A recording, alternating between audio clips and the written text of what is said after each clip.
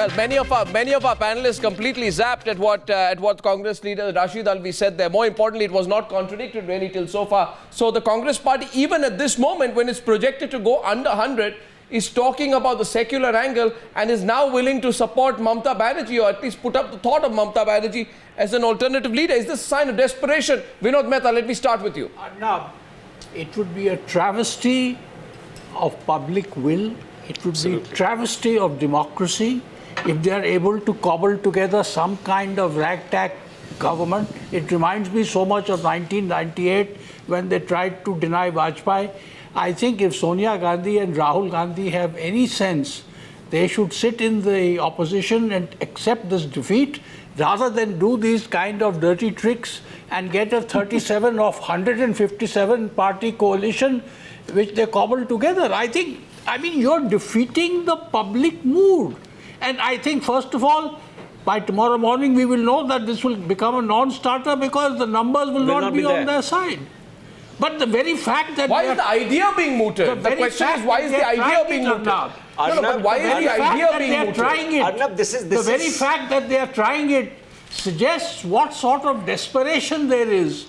In March, Rahul Gandhi rubbished the opinion polls. In March, he said we'll get 200 seats. Now, is this the last card, and can Rashid Ali be speaking only for himself? Arnab, secularism in a country like India is nothing to sort of knock at. But having said that, it cannot become a vigilante thing. It has to come from a mandate. It's an insult to secularism. Yes, you cannot impose it with vigilante arithmetic. That secular forces should get together. This is not Algeria. We don't want to become Algeria. Sabha. Arnab, the real crisis is that secularism is not a basis of fear. You cannot cobble together something by telling people to be afraid. Yeah. I want to clarify this point because I've written extensively on this. Yeah. I've called it the crisis of India's moth-eaten secularism. So this is a very desperate action. You can't just say we have to do it because we don't have the mandate, but we have to do it out of fear. We have to go against democratic principles. Yes. It's a ridiculous thing to do, and this is what creates a stereotype of a particular community as people who will move anything and be the cover for anyone to do anything. It's a very, very serious problem which should be confronted beyond the, at a superficial level. In the long run, it will work for Modi. And it will work for him because 6 months' time, whatever they cobbled together will break. And but nobody is actually copying anything. During the election campaign as well, Arnab, this entire secular communal divide, the Congress has tried this during the election campaign. If Modi gets the verdict tomorrow, then it's clearly not worked during the campaign. And Rahul Gandhi, when he was in Kolkata, he actually said, Mamta and Modi are doing business together. So if they're doing business together, then how can today the congressman suggest that Mamta should come out the other side and be the savior of the secular? The sheer absurdity of the latter part of Mr. Alvi's comment that we should get Mamta Banerjee to head a government of regional parties, which is supported from the outside by the CPM. Why is the Congress quiet? Why is the Congress quiet? I mean, today Congress spokespersons are having a meeting. I hope at that meeting they really consider the fact that they should have rather been on this debate to explain why this is going on. I want to know why Congress spokespersons have not come out to speak on this today, because I remember that even in May, Rahul Gandhi very clearly said, we will not support a third front. He said, we will get the numbers, we will not support a third front, when he was asked whether his party will sit in the opposition. Things are changing now. Pawan Verma, Meenakshi Lekhi, Suresh Prabhu, Rahul Nardekar, welcome. Pawan Verma, to you first. You've been very strong, proponent of the secular brigade. You have strongly argued for secularism. You have said secular forces should come together. But do you think this now is taking it a bit too far? That you say that we'll prop up Mamta to save secularism almost as an afterthought after the elections? Arnab, all political parties must learn to respect the mandate of the people. Tomorrow, if the mandate of the people is for the NDA, it has a right to form the government. If for any reason that mandate is either not complete or inadequate, within a democracy there is scope and legitimacy for a counter narrative. After all, we are not in a Modicracy, but in a democracy. But to speak of a third front, alternative front at this stage is completely irrelevant. Post-poll figures will in fact provide even the basic framework for such a discussion. The limited point I want to make to you is, you called it somewhat derisively the secular brigade. I want to make the point to you that there is a counter narrative in this country which will respect the mandate of the people, but which will continue to believe that economic development and religious and social harmony are not polarities and must go together. Well, surely there is no doubt on that, Pawan Verma. But the argument is that, you know, when it comes to government formation, is secularism going to be a convenient slogan anymore for you to pick up? Is that going to be a practical slogan anymore for you to pick up? I mean, if I agree with you, Arnab. Yes. Secularism has been far too devalued by using it, I agree, for the fear factor, or as being the sole counter narrative. So what do you mean? What do you mean for the fear factor? What do you mean for the fear factor? No, because if you are saying that you have a right to form a government merely on the basis of fear, it's not a complete argument. You must be able, with numbers, to form the possibility of a government based on good governance and some agreed agenda. If that is absent, fear of what, Mr. Verma? It. Specify fear of what?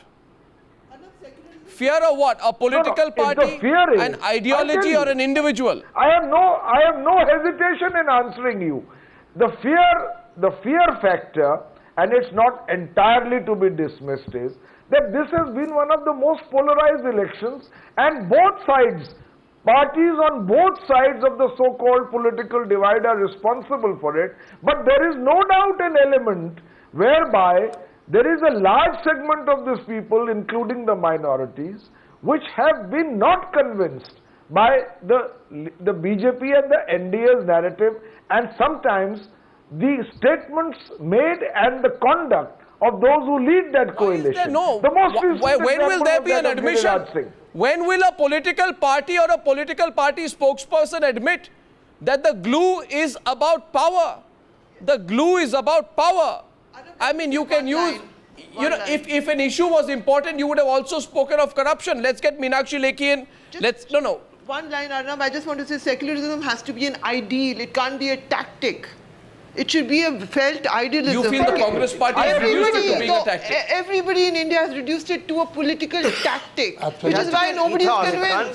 That is the crisis. Stitching up in a vigilante manner, you stitch up 50 numbers, get the carders out, and secularism is imposed. Secularism has to emerge from the mandate. It is not just a Muslim vote bank. Secularism is more than just seeking a Muslim vote bank. Truly, but I haven't heard a single Congress spokesperson come out and clarify on what Rashid Alvi said today. And Rashid Alvi, you know, is fairly senior and high up in the Congress party. Not one contradiction through the entire day as far as Rashid Alvi is concerned. I'd like to get Meenakshi Lekhi's reaction here, not just on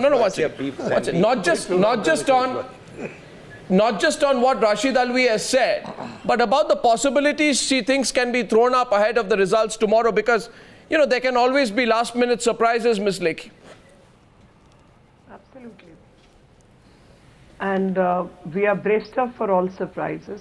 We are braced up for forming the government. We are braced up for respecting the mandate of the people. We have done so in the past and we will do so in the future. And if there is any force which binds us all together, is the constitution of this country and the idea of India.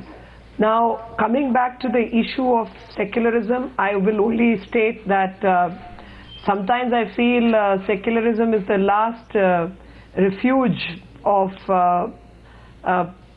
most communal people from the Congress party.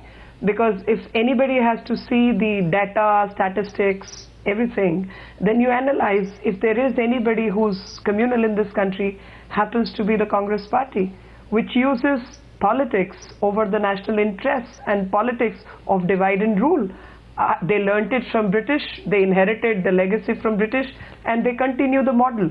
And which is the most shocking state, I think country needs to disregard this thing, but for disregarding, you need an alternative. An alternative needs to be given a strong chance of making its appearance felt and change the narrative of what secularism is all about.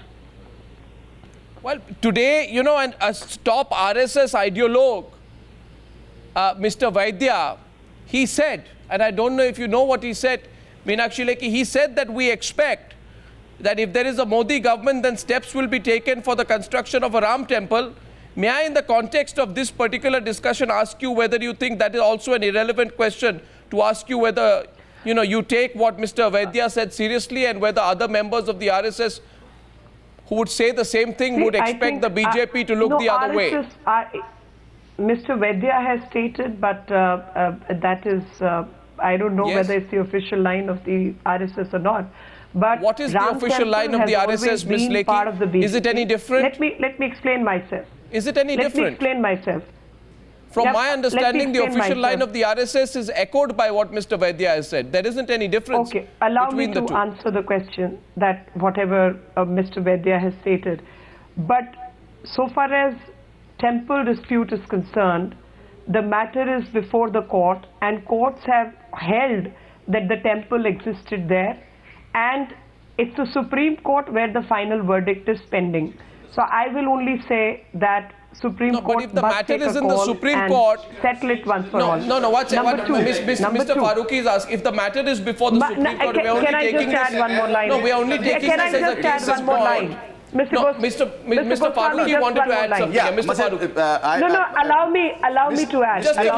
He has a question. Ms. Lekhi is a lawyer. She knows much better than anybody else in the team right now. That whatever High Court has said, whatever High Court has said, it is now pending in Supreme Court. So as on day, nothing is decided. Whether there existed a temple, whether there was masjid or not, nothing is decided, and everything is in sub judice. And I want to come back to your original question.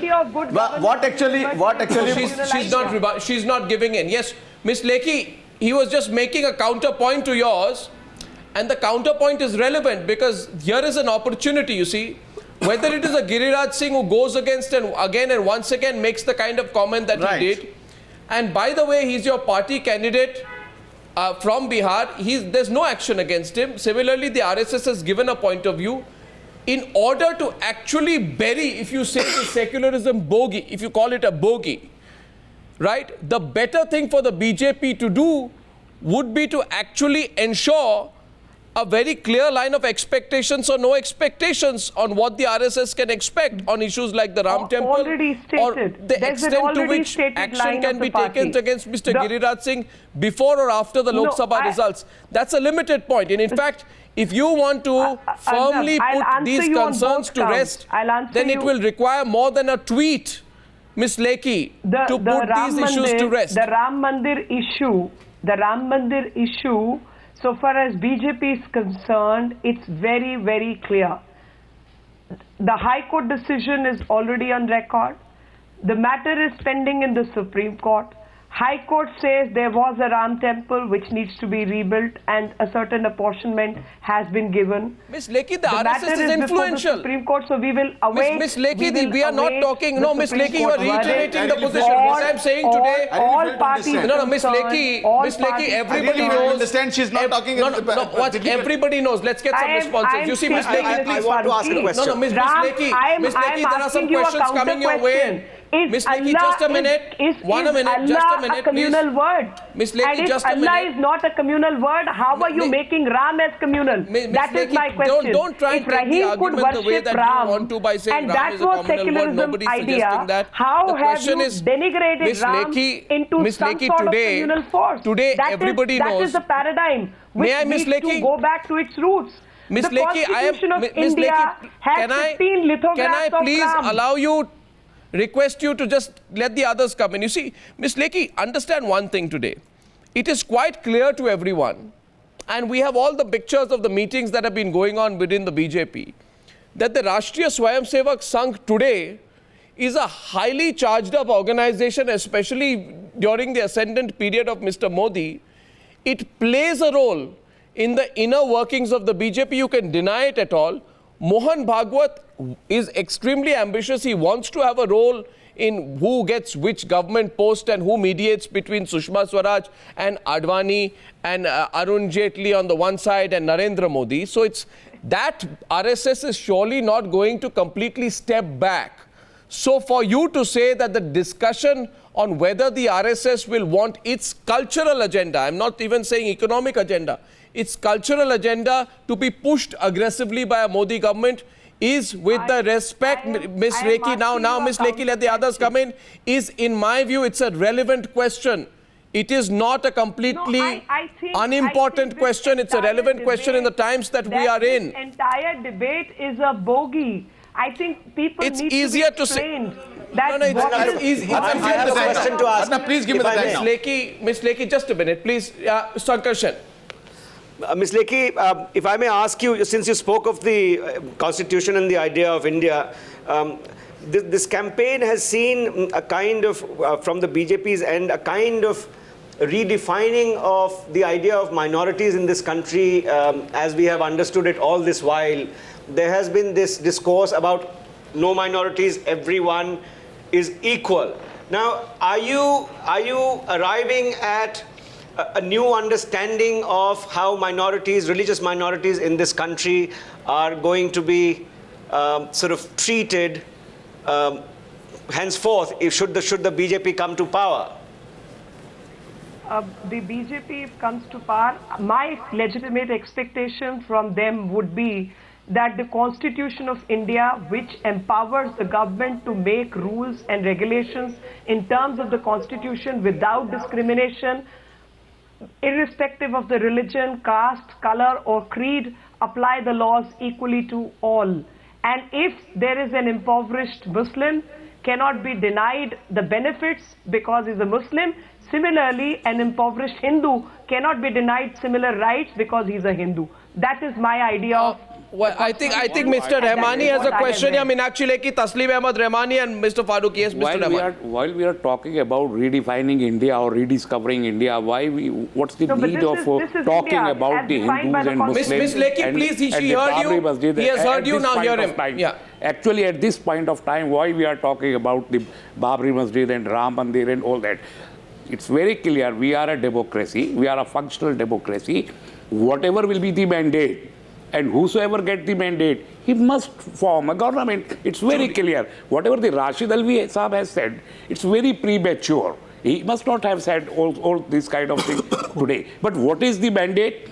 It's not known today. It will be known just after 10 hours. We will know that. On the basis of some exit polls, we cannot say that either this way the mandate is going or that way. If the people of India says that Narendra Modi should form a government, we must be welcome with open arms, with open hands. That, okay, you come, and then we'll see what he does. Everybody must know that we are a democracy and we are a secular socialist democracy. One thing must also be accepted, and it must be accepted by people like Digvijay Singh, that you can't constantly bring the secular, communal, secular argument at any point of time. I mean, look at what Digvijay Singh says today, and I really wonder whether the Congress party knows, whether the political prudence of its statements is not going to be assessed by the people. He doesn't have the keys to say we can't hand over the country. For him to say today... Who are they to say this? Just a minute. Who is he to say this? No, one second. He says, let me just say, we can't hand over this country.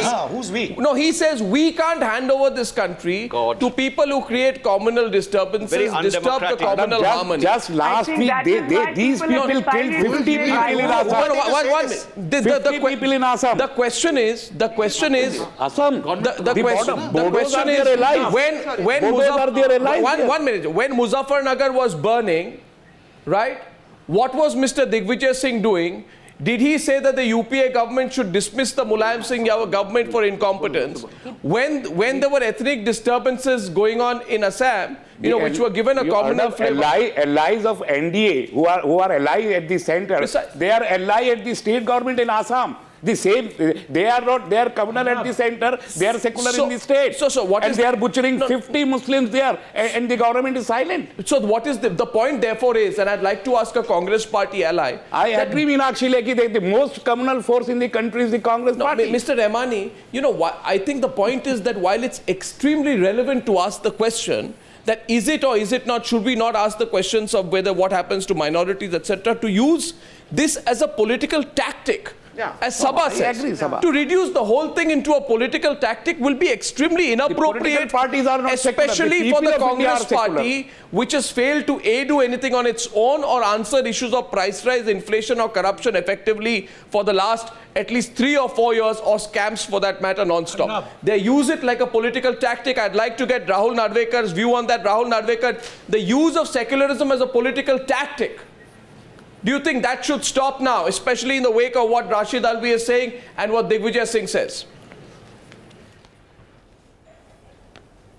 Well, why should secularism be seen as a secular tactic, as a tactic at all? Secularism is a part of our preamble. Secularism is what our constitution has provided us for. Don't lecture me. So there's no question Rahul, of it as a tactic. Don't lecture me that it's a part of the constitution. We know that. We have seen this secularism in 1950 itself. We have seen the President of India changing, giving some orders. The new Musliman is the most conservative Musliman. He is a new convert to secularism, Rahul. So he must read the preamble now. I'm sorry, Rahul. I mean this in great. I don't mean this with any offense. Rahul knows exactly what we are talking about. The word secular was this is the age-old tactic of any political party to continue to have a go at power. You lose the mandate, then you start saying that we'll create an alternative front because secularism has to be saved. You list some 3 or 4 very huge, priorities that the country has to follow, and in return for that, stay in power. This chant is not going to work anyway. Yes, Rahul. No, it is not the Congress party or the NCP or any other party in government that's talking about secularism. When the Gujarat riot took place, the media was also questioning the secularism of the government of Gujarat. So was that also a political ploy? I mean, if there is something which is communal that's happening in any part of the country, or if there is a party that is indulging in communalism, if a particular party points it out, they don't be, you can't term them to be using secularism as a tactic. Mr. Rahmani, can you name one single party who did not indulge in communalism? Even a single party.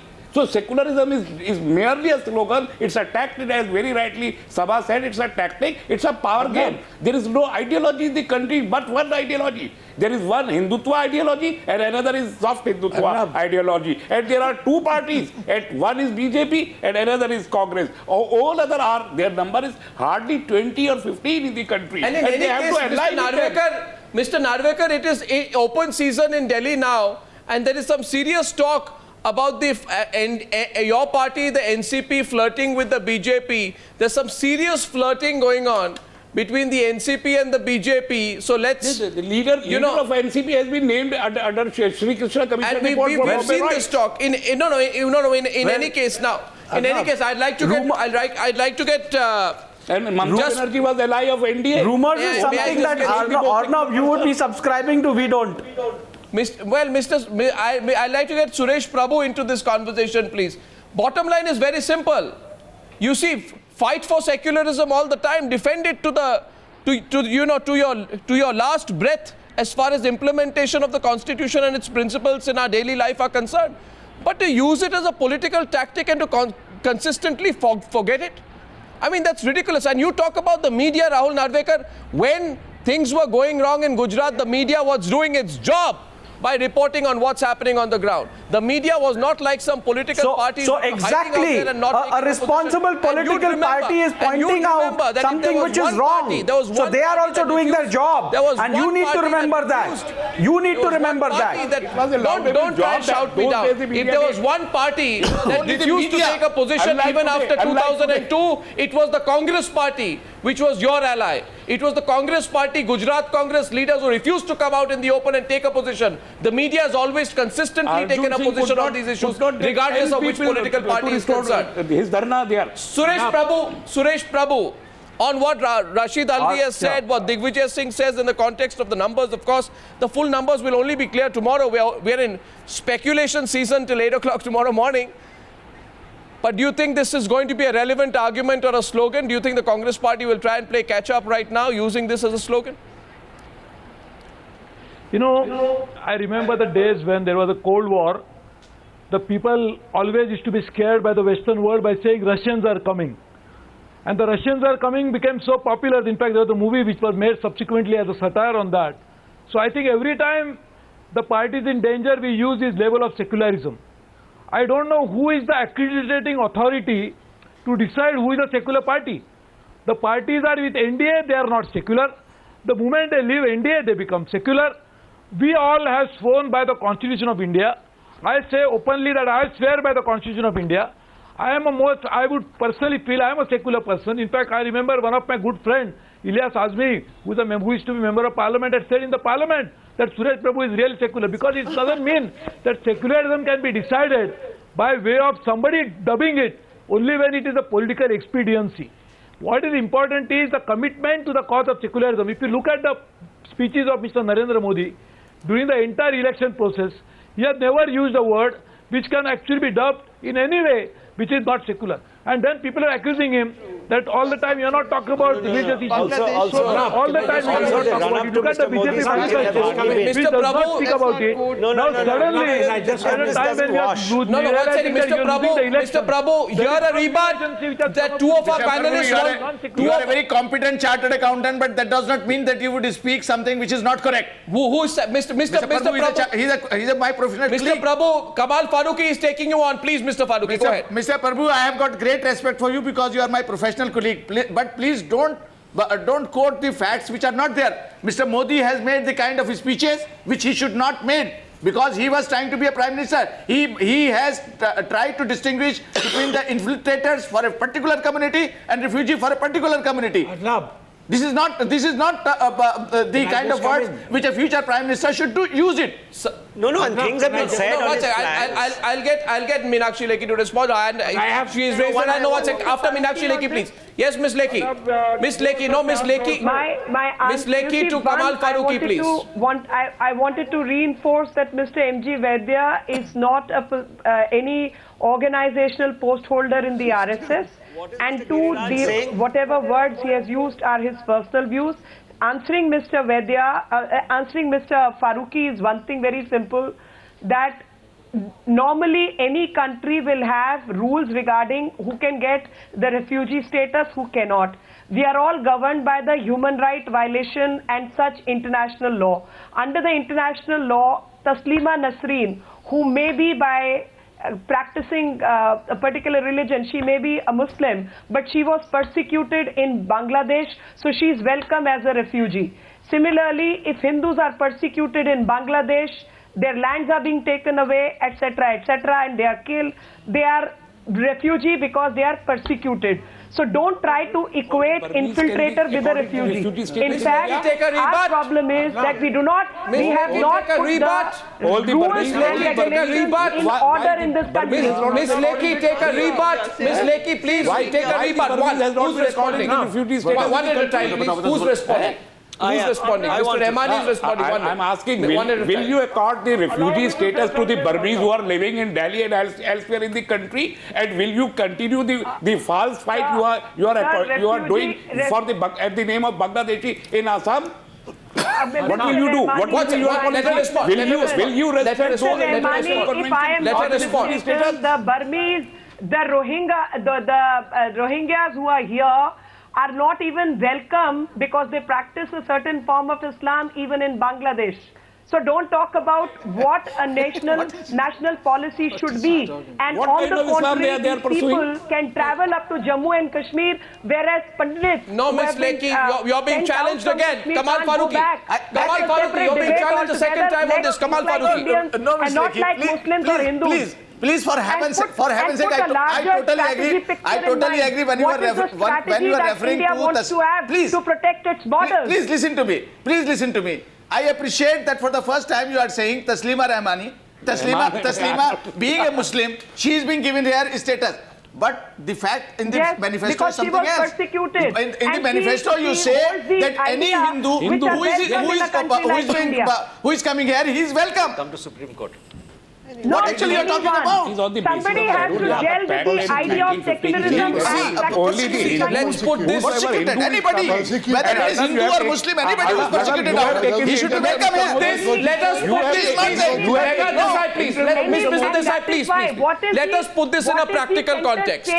Let me put this in a practical context. That is where we have gone missing for 67 Miss Lekhi, years. minute. And that is my problem. That what is the law regarding refugees? What is the law regarding infiltrators? How are we protecting our border? What is the idea of India that we are following legally? I'll tell you, Miss Lekhi, you should ask yourself. Put the strategy to protect our borders. That's right. That's right. I mean, and it will be worthwhile. Like it will be worthwhile also for you to investigate how after having made so many promises on this issue, the Vajpayee government in the intervening years 98 to 2004 through 2 general elections and 6 years effectively in power could not come to any conclusion or position on this issue because these issues are easy to talk about when you're out of power. When you are in power and you are governing, when you are in power and you are governing, you will realize, Miss Lekhi, that governance is more.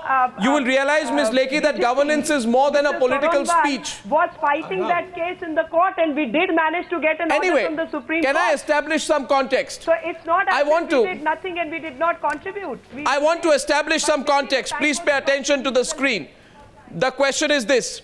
Fact is, let's assume, okay, at the end of the day, this is what it comes down to. The numbers, the real numbers are what we are always talking about. On the one side, first of all, let's assume that Digvijay Singh and Rashid Alvi put their heads together and convince Rahul Gandhi, if he has landed back, that is. If we can find him, Arna, if he's back, that is, and convince Rahul Gandhi and Sonia Gandhi to put together a secular front. Arna, can I come I'm just coming after this graphic. What will they be up against? On the one side is a possible Super NDA formation. On the one side is a possible, Meenakshi Lekhi, just hear the numbers out. If a Super NDA formation is coming through, NDA plus BJD plus ADMK within the ranges enter, and you can have a Super NDA governance formation of 331.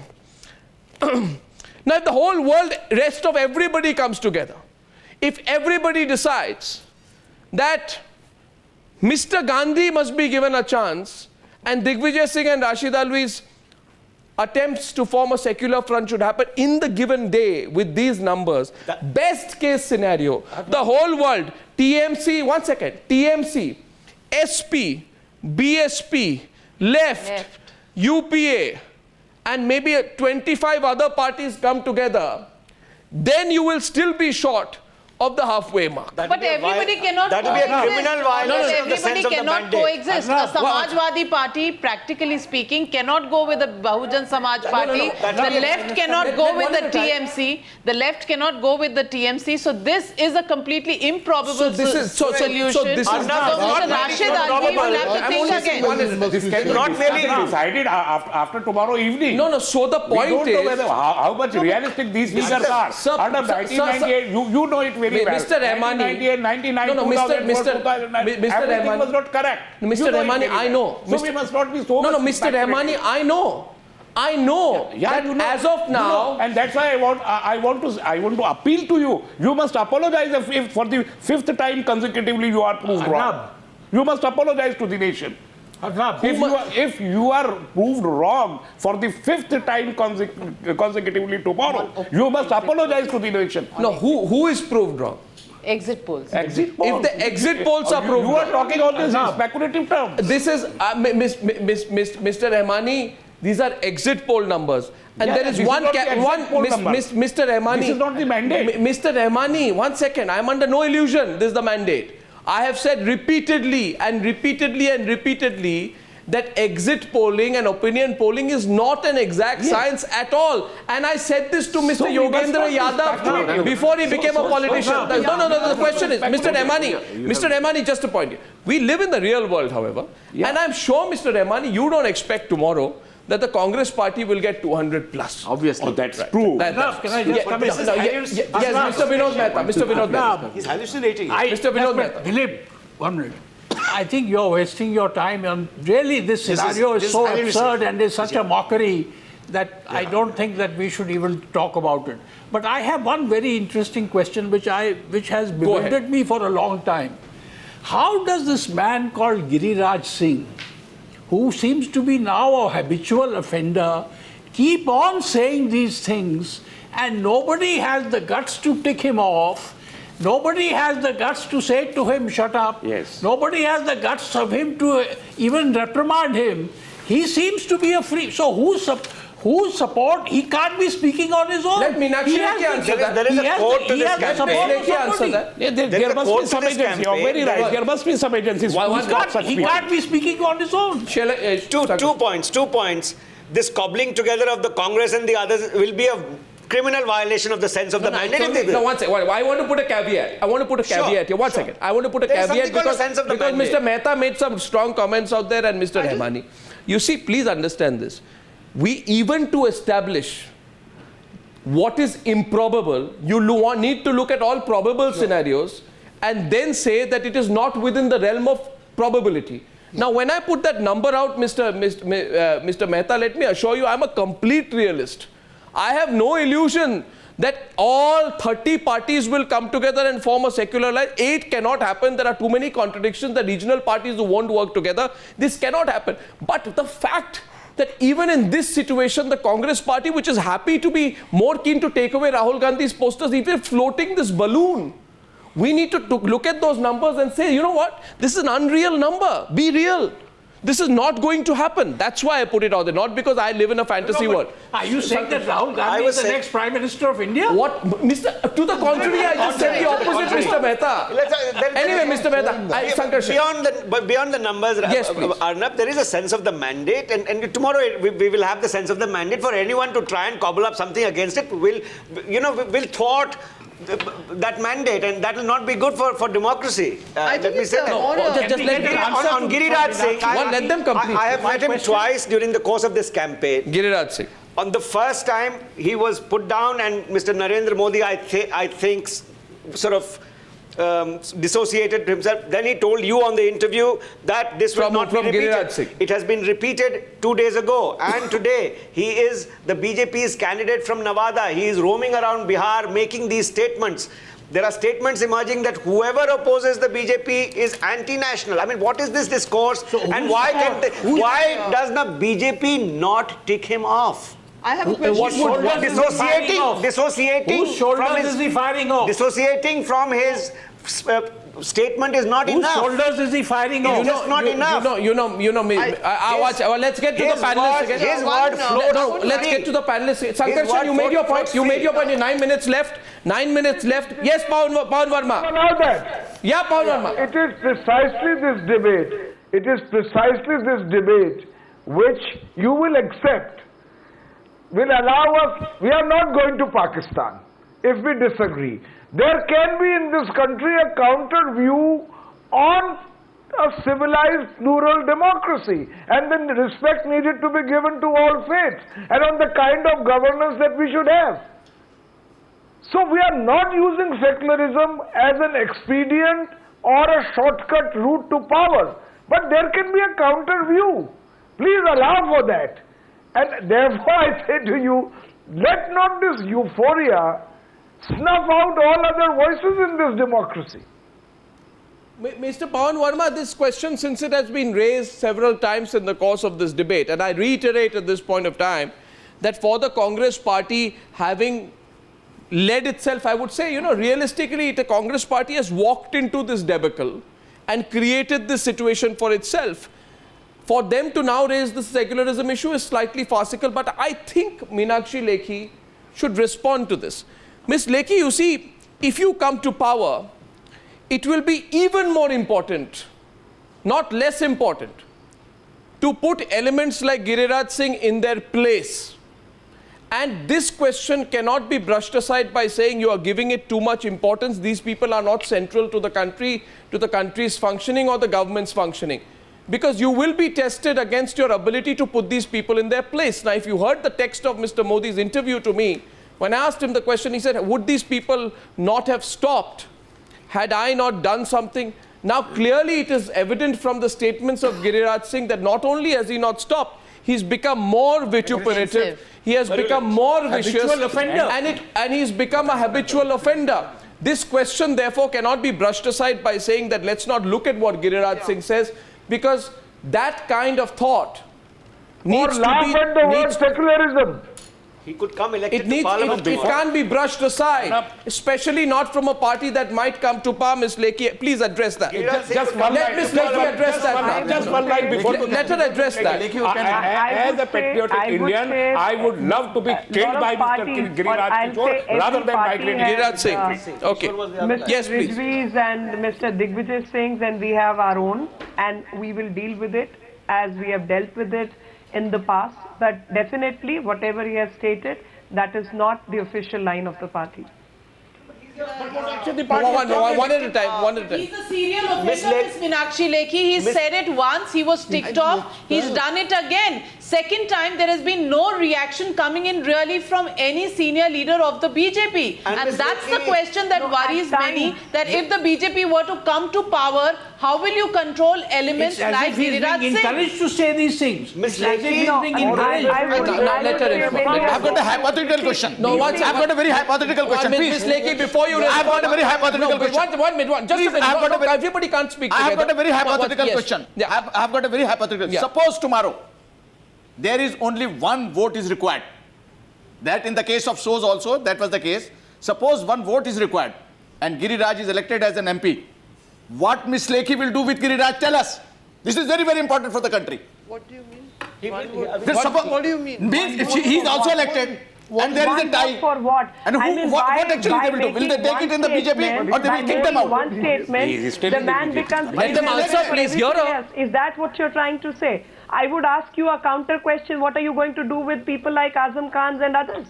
And so many people who are talking about the idea of India, and definitely nobody is going to go to Pakistan is one part, but people from Pakistan should not be allowed to make India into Pakistan. That is also an idea. And why should we stop at only one idea and not have the heart to debate the other idea? Let's debate it. Which idea of India does Giriraj Singh represent? Let's debate it. Let's debate it. What is there to we are all debate about Giriraj argumentative Singh? Indians. So let's argue about the idea of secularism. The idea how India protects its minority and how India has been converted into Pakistan and Bangladesh, which was very much India. So let's debate all. Let's debate it. Why are we trying away? After all that was Hindustan. What has happened to Hindustan? Divided into three parts. What are the rights of minorities in those states? And we just go about denigrating our own country. And we are an open state. Anybody can enter from anywhere, go out, do whatever, and change the very idea of India and try and make this India into Mr. Padgaonkar wants to say something to you. Why should that be allowed? Mr. Padgaonkar wants to say something to you. Ms. Lekhi, just keep one thing in mind, that the easier option is that if you're asked about Giriraj Singh, you say, you know what? Let's talk about Azam Khan. You ask Azam Khan, then he says, let's talk about Giriraj Singh. I think Giriraj Singh is from the BJP, and therefore the question is, he's not even from the VHP, he's from the BJP. Dilip Padgaonkar is asking you a question. These are some of the questions that will become quite important. Mr. Padgaonkar. Ms. Lekhi, there were those of us who were completely incensed when Mr. Akbaruddin Owaisi made statements that were deeply offensive to Hindus. Yes. We condemned that. Yes. We condemned equally Mr. Togadia for his actions. We are now condemning this gentleman from Bihar who's made two successive statements. I am saying let us be even in condemning anyone who goes against the secular spirit of this country. Absolutely. We are asking for nothing less and for nothing more. Can I just ask Meenakshi a very civilized question? Please name the other gentleman from the Congress party who's made the statement that secular parties should come together. I think then please be equal-handed on all. Well, Meenakshi, I just want to ask. That's the end of the whole thing. That is the end of the whole thing. If it doesn't happen, Giriraj will be free to say whatever he wants. Yes, she has it. Hi, Meenakshi, can I ask you a question? Sabha here. Giriraj's statement. And I said nobody... Meenakshi, can I just ask you one question? Can you hear me? To go out of the country. What do you mean by who is making India into Bangladesh or Pakistan? What did you mean by that? Meenakshi, Sabha here, hi. What did you mean by who's making India into Bangladesh or Pakistan? I really want that question answered. Who is making India into Bangladesh or Pakistan? Very responsible statement, because the idea of Islam as practiced in Pakistan or Bangladesh is not the way it can be practiced in India. In India, we follow the rule of secularism, and secularism rule applies not only to Hindus, please tell me. No, I want to. No, please. No, one second. Miss Lekhi, please tell me. Miss Lekhi, please, now we have limited time, so you need to answer my counter question to you. Please tell me. Please tell me, Miss Lekhi, that when I'm just a minute, Miss Lekhi, please tell me just one simple question. What is what you just said got to do with my fairly straightforward question, which was on Giriraj Singh, a position which even Narendra Modi says these are the kind of statements which are not acceptable. When I asked Narendra Modi about that, he didn't respond by talking about those who create Pakistan and Bangladesh and India. He didn't say that. Is she coming with any blueprint of the Uniform Civil Code? Let's hear her. Anyway. I am saying the same. I am saying, as a party, we do not support. Okay, now I'm totally short of time. Now I'll say one thing at the end. These are some of the relevant issues. Yes. We picked up the issue of economy, and then we picked up the issue of whether this secular tactic can be used. Make no mistake. If the mandate is for the BJP, then the BJP deserves to form a government. Yes, if the mandate is for X party, yes, X party deserves to form the government. We are all for it. You can't use the secular tactic to defy the mandate of the people, right? Absolutely. Eventually, it's going to be about numbers. Yes. And tomorrow at this time, whether the president will have any role or whether the president will simply be inviting a group that has already got 272, that's the big question. 6 a.m. onwards, we are here live. You can be assured of one thing: the fastest, quickest results, the most straightforward analysis, and the first and big exclusives to every side. So till tomorrow morning, and we are coming back to the other debate on the other side of the break. It's going to be a big morning and a great night tomorrow.